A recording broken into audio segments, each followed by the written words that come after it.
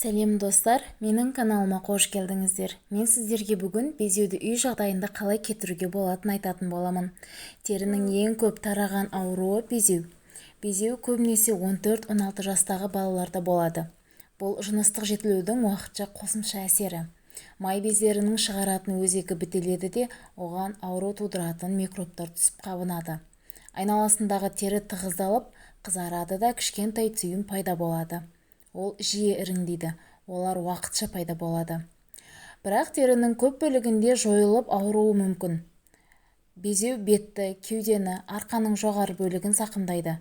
Көптеген адамдар безеуден құтылу үшін қымбат дәрілер мен крем сатып алады. Негізі безеуді үй жағдайында безеуге қарсы маска жасау арқылы емдеуге болады. Үй жағдайында безеуге қарсы маска жасау сіздің қаржыңызды үнемдейді.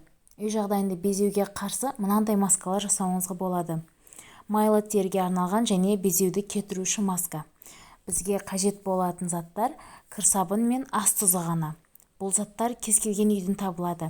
Бет күтімі үшін міндетті түрде қымбат косметика немесе арнайы скраб, маска ғана болмаса, бетті әдемі ету мүмкін емес деп ойласаңыз, қателесесіз. Себебі үй жағдайында кез келген әйелге қолжетімді масканы өзіңіз дайындап ала аласыз. Кір сабынның аз ғана бөлігін үккіштен өткізіп, үстінен аздаған жылы су құйып, жақсылап көпіртіп алыңыз. Дайын болған қоспаның біраз қасығына 1 шай қасық тұз қосып, тағы да араластырыңыз. Маска дайын. Енді тазартылған бет терісіне мұқият жағып шығамыз. Бұл маска бет терісін тазартып қана қоймай, бет терісінің майлануының алдын алады. Себебі бұл маска бет терісін құрғатады. Сонымен қатар беттегі безеуді, қара дақты жоюға көмектеседі.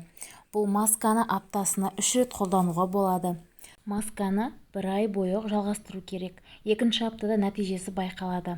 Масканы бетке жағып болғаннан кейін 5 минут ұстау керек. Уақыт өткен соң масканы алдымен жылы сумен жуып, соңынан сүлгімен ылғалды сіңіріп алыңыз. Соңынан нәрлендіргіш крем жағып қойыңыз. Үйдегі азық-түлікпен де безеуден арылуға болады. 1. Картоп шырыны және 1 шай қасық балды араластырыңыз. Қоспаны безеу жойылғанға дейін жағыңыз. 2 аптадан соң бірнеше күн үзіліс жасап, емді қайтадан бастауға болады. 2. Сәбіз ботқасы. Сәбіз ботқасын қолдану безеуді жоюға көмектеседі. Оны дайындау үшін шикі сәбізді ботқа тәрізді массаға айналғанша ұсақтау қажет. Дайын болған қоспаны бетке жағып, жарты сағатқа қалдырыңыз. Содан соң жылы сумен шайыңыз. 3. Сарымсақ. Ұсақтап туралған сарымсақ та безеуді жоюға көмектеседі.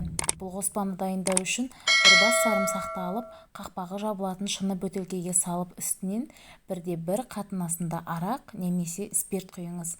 1 апта бойы қараңғы салқын жерде тұндырып қойыңыз. Содан кейін қоспаны сүзіп алып, тек суын ғана пайдаланасыз. Бұл тұнба беттегі безеудің қабынуын басады. Масканы 10-15 минут ұстап, жылы сумен шайыңыз. 4. Қияр. Жаңа піскен қияр безеуге қарсы керемет көкөніс. Лосьон дайындау үшін ұсақтап туралған қиярдың 3 ас қасығын ыдысқа салып, үстінен қайнаған су құйыңыз. 1 күндей тұру керек. Сүзіп алған соң 1 шай қасық бал қосыңыз. Барлығын мұқият араластырып, бетіңізге жағыңыз. 5. Алоэ. Алоэ шырыны бет қабынуын тамаша жояды. Алоэ гүлді дәрілік өсімдікке жатады. Алоэның 2-3 жапырағын алып, тазалап жуып алған соң, суын кептіріп алыңыз. Содан соң ұсақтап турап алыңыз. Оны қасықпен немесе блендермен шырынын сығып алыңыз. Осы шырынды безеулі бетке жағып, 10-15 минуттан соң жылы сумен шайып тастаңыз. Достар, егер де видео сіздерге ұнаған болса, менің каналыма тіркеліп, лайк басуды ұмытпаңыздар.